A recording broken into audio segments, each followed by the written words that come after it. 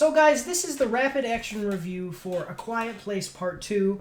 And I'm going to start off by talking about the production of the movie. So the big production company behind this was Paramount Pictures, also in association with Buffalo Filmworks and Platinum Dunes.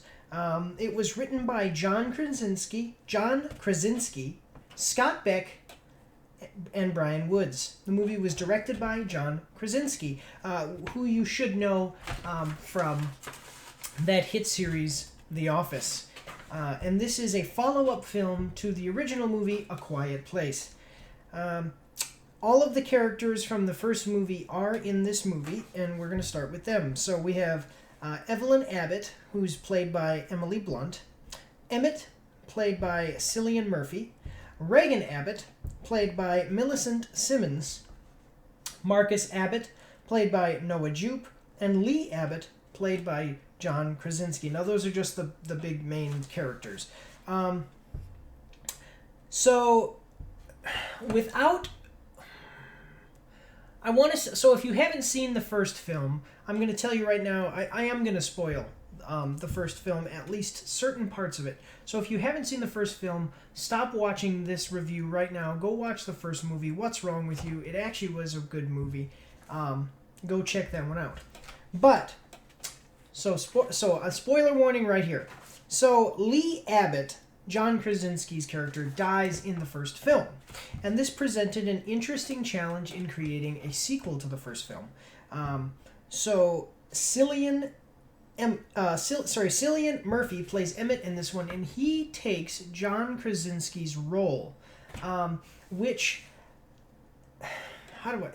there was anticipation because the character from the first movie was kind of a big part, and without John Krasinski in front of the camera playing that character, you're not exactly sure how that kind of stuff goes when you replace a main character, is basically what I'm saying. But I will say that Cillian Murphy actually did do a good job. So if you have anticipation about that, don't. It's done perfectly well.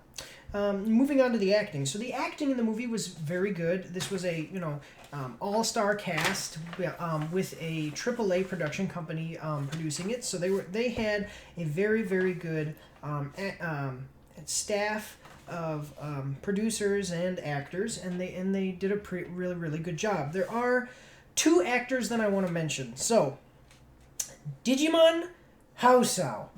Who? He is actually quite a popular actor, but he's underrated. Most people don't know him by name, but will know his face. Here he plays... he's credited in the credits under the role of Man on Island. He didn't get a name, but he does really good, and he's a really good actor, and I hope to one day see him get his own film or get a larger role in a film. He was in a movie about street fighting or kickboxing. He was in a kickboxing movie one time where he trained the main character, and he kind of got a bigger role, but I hope to see him in a bigger role in the future. There's also another actor, Scoot McNairy, and he plays, he's credited in the credits as Marina Man, and he's also quite a popular actor, but is underrated. You will recognize his face, but probably not his name. But all of the actors overall did really good in this movie, and yeah, I mean, they did a really good job with this movie as far as the production value. So now we're going to get into the plot. So, first thing you need to realize about this movie is that it is a continuation. It doesn't add a whole lot to the mythos of the alien creatures from the first film, but it also doesn't hurt anything. It has many movieisms, but if you aren't trying to pick the movie apart, it'll do fine. So when I say movieisms, it's things that I don't consider them exactly plot holes, and I've kind of talked about this before on the channel.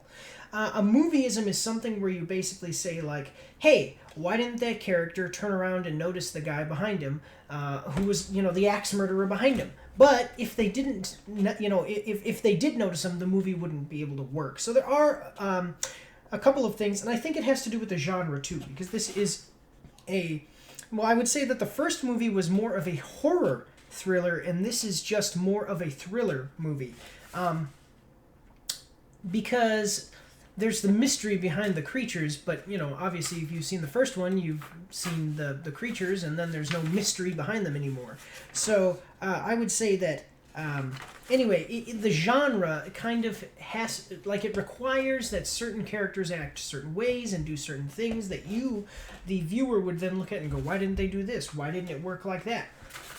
Just, like I said, plain old movieisms that you have to realize are required to make the movie work, and there's really not a whole lot that they can do about that other than include those odd choices by some of the characters and some of those odd circumstances that do happen. And I still think though that the plot is done pretty well as far as a continuation of the first film. I think that if you were to come into this not having seen the first one, it's not very it wouldn't be the best thing for you, because, like I said, this is written to be a continuation. In fact, if they would have made the first film, instead of being like an hour and a half, or I don't think it was 2 hours, but this movie is an hour and a half, and if they would have just put those two movies together and made it a 3-hour movie that included this section of the movie, or even where they were to condense this down into something smaller, like cut a lot of it out and add it onto the first movie, it would have been fine. But standing alone though, it also does its own part and is perfectly fine as a film on its own. But do be aware of that movieism issue. Not really an issue, but just that movieism thing. So the miscellaneous section is the extra things that I have to say about the film that aren't included in any of my other categories. First thing is that I want to say is that, so when Krasinski made the first movie, I keep saying Krasinski, it's Krasinski. When Krasinski made the first film, he said in an interview that he was inspired by Jaws, and this is not a direct quote, but he said he was inspired by the movie Jaws. He said that Jaws was not a movie about a giant shark. It was about 3 men going off into on a small boat off into the ocean and dealing with their own fears. And he did a very good job in the first film, and even in this one, but he did a very good job in the first film, kind of encompassing that idea, is that this and the first movie, have these creatures that serve as kind of the setting.